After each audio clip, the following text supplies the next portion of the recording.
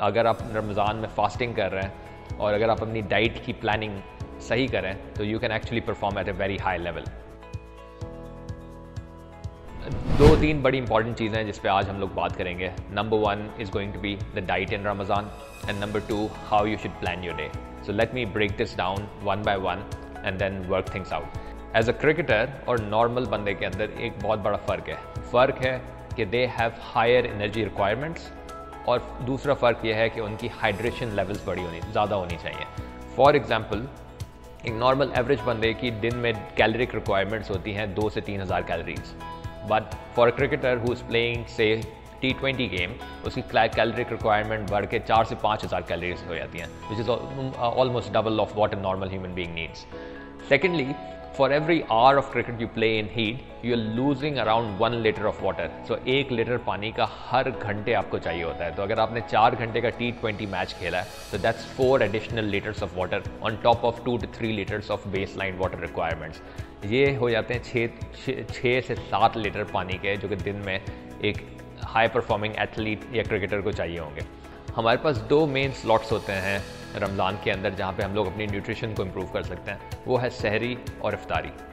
अब सहरी के अंदर हम लोग ऐसी अगर अपनी न्यूट्रिशन प्लानिंग करें तो जिसके अंदर इफ़ेक्टिव न्यूट्रिएंट्स हम लें तो वो हमें सारे दिन तक एनर्जी प्रोवाइड कर सकती है। So let me break this down for you.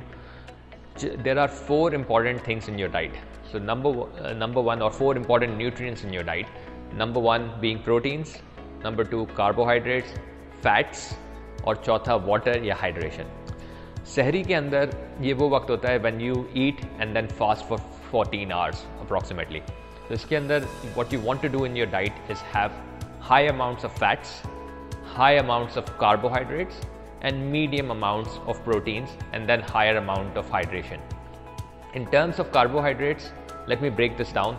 Carbohydrates वो एक सप्लीमेंट होती है हमारी बॉडी के अंदर, या वो न्यूट्रिएंट होता है जो हमारी बॉडी को एनर्जी प्रोवाइड करता है, इंस्टेंट एनर्जी प्रोवाइड करता है। लेकिन हमें during the month of Ramzan ऐसी न्यूट्रिशन चाहिए जो हमें लॉन्गिट्यूडनल या लॉन्गर टर्म न्यूट्रिशन प्रोवाइड करे। तो कार्बोहाइड्रेट के अंदर हाई ग्लाइसीमिक इंडेक्स और लो ग्लाइसीमिक इंडेक्स फूड्स होती हैं। हाई ग्लाइसीमिक इंडेक्स का मतलब यह है कि आपने खाना खाया, फ़ौरन आपके शुगर लेवल्स बढ़ गए, लेकिन फिर घंटे डेढ़ के बाद वो शुगर लेवल्स ड्रॉप हो गए। लेकिन अगर आप कार्बोहाइड्रेट लो GI की खाएंगे तो उससे शुगर लेवल्स लॉन्गर ड्यूरेशन तक मेंटेन रहते हैं, और that's the type of foods हमें खानी चाहिए। अब इसकी मैं कुछ आपको एग्जांपल्स देता हूँ। इसमें कार्बोहाइड्रेट्स हम लोग वेजिटेबल्स सोर्सेज से ले सकते हैं, फ्रूट से ले सकते हैं, और हम लोग रोटी या डिफरेंट ग्रेन से ले सकते हैं। So in terms of low GI vegetables you have palak, सरसों का साग, इसके साथ आप दाल खा सकते हैं जिसके अंदर प्रोटीन्स भी आपको मिल जाएंगी।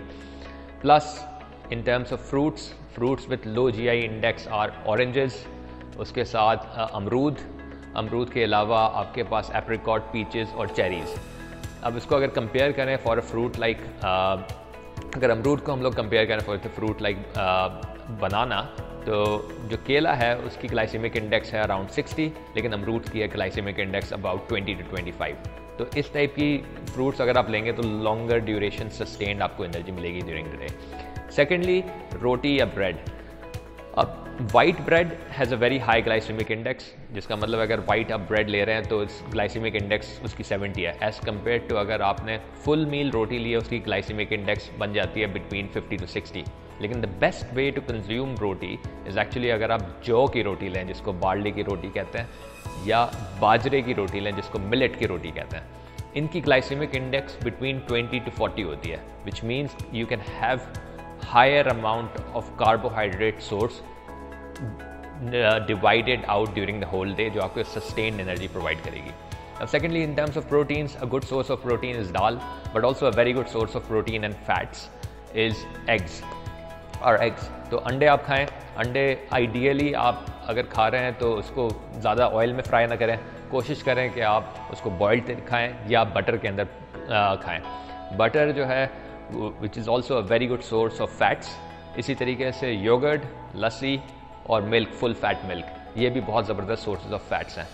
इन टर्म्स ऑफ मिल्क के दूध के अंदर आपको न सिर्फ गुड फैट्स मिलते हैं, लेकिन उसके साथ साथ आपको एक बड़ी इंपॉर्टेंट चीज़ मिलती है जो कैल्शियम है, और कैल्शियम आपकी हड्डियों के लिए बहुत अच्छी होती है।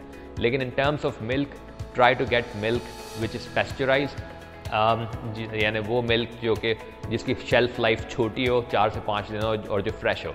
लॉन्ग लाइफ मिल्क या open milk, you have to be careful of what you having. अच्छा, ये तो आपका हो गया सहरी। अब जब आपने सहरी कर ली, उसके बाद you have quite a bit of time, जिसके 13 से 14 घंटे का आपका रोज़ा होगा। 14 घंटे के रोज़े के बाद इफ्तार का टाइम आता है ना। इफ्तार के लिए बड़ी इंपॉर्टेंट चीज़ें हैं कि जो आपने खानी है। Again in terms of proteins, आपकी इफ्तार ऐसी होनी चाहिए जिसमें high protein, mid to low fats, and then medium to high carbohydrates होनी चाहिए, और अ लॉट ऑफ हाइड्रेशन, क्योंकि आपने पूरे दिन पानी नहीं पिया।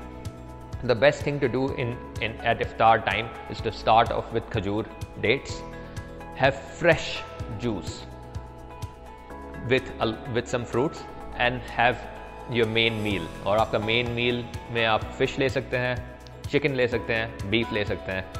Avoid having a lot of gravy and a lot of oil in that.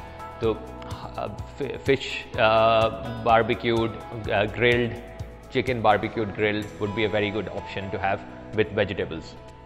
अच्छा, इसके साथ आप रोटी, अगेन जिस तरीके से मैंने बताया, जौ और बाजरे की रोटी बहुत ज़बरदस्त होती है, तो आप ये भी अपने डाइट के अंदर इंक्लूड कर सकते हैं। इन टर्म्स ऑफ हाइड्रेशन बहुत इंपॉर्टेंट है रमज़ान के अंदर। एज आई सेड, अगर आप एक क्रिकेटर हैं तो 5 से 7 लीटर दिन में आपकी रिक्वायरमेंट होती है पानी की। अब पानी आपने स्पेस्ड रेपिटेशन पे पीना है। That means ideally what we recommend to top performing athletes is between 250 to 300 millilitres of water, जो कि एक कप ऑफ वाटर होता है हर आधे घंटे में, जब तक आप सोते नहीं हैं। तो अगर आप हर आधे घंटे में तकरीबन 500 मिल्स पी रहे हैं, तो अगले 4 से 5 घंटे में आप 3 लीटर तकरीबन पानी पी सकते हैं। और इसी तरीके से आप इसको स्पेस करें रेपिटेशन में। There are certain things you want to avoid in Ramzan. Those are going to be fried foods, processed foods, high sugary and fizzy drinks. These will detriment your performance. ये आपकी परफॉर्मेंस को नीचे लेके जाएंगी। किस तरीके से नीचे लेके जाएंगी ये भी मैं आपको समझा देता हूँ। जब आप हाई तली हुई चीज़ें खाते हैं, फैटी चीज़ें खाते हैं, तो उसकी एब्जॉर्प्शन स्लो होती है, लेकिन वो आपकी आर्टरीज को भी क्लॉग कर रहा होता है अंदर ही अंदर, यानी आपकी जो ब्लड वेसल्स हैं उनको पतला कर रहा होता है। अब ये चीज़ें आप अगर अवॉइड करेंगे तो इससे आपकी एक तो अच्छी हेल्दी न्यूट्रिशन की तरफ आप जा रहे होंगे, but also you will be avoiding junk food. Secondly, जब हम बात करते हैं जंक फूड की, तो again you want to avoid highly processed foods. Highly processed foods का मतलब ये हो गया कि फ्रेंच फ्राइज़ हो गए, बर्गर्स हो गए, पिज़्ज़ाज़ हो गए, those would be the things you want to avoid. अपने घर का खाना खाना है, फ्रेश खाना खाना है, जिसके अंदर कम ऑयल हो and come spice ho, and that's going to be the right nutrition for you as an athlete, and that's going to improve your performance. अच्छा, फाइनली हम लोग आ जाते हैं in terms of improving performance with sleep. Ramzan में हमें पता है कुछ challenges आते हैं जिसके अंदर हमारी थोड़ी सी रूटीन डिफरेंट हो जाती है नॉर्मल डेज से, but at least as an athlete ये इंपॉर्टेंट है कि आप 8 से 9 घंटे की स्लीप लें। लेकिन स्लीप में ये इंपॉर्टेंट है कि आप रात की नींद को मिस ना करें। रात की नींद बहुत इंपॉर्टेंट होती है रिकवरी के लिए, और इसको आप सप्लीमेंट कर सकते हैं दिन की नींद से भी, लेकिन main bulk of your sleep should come in the night.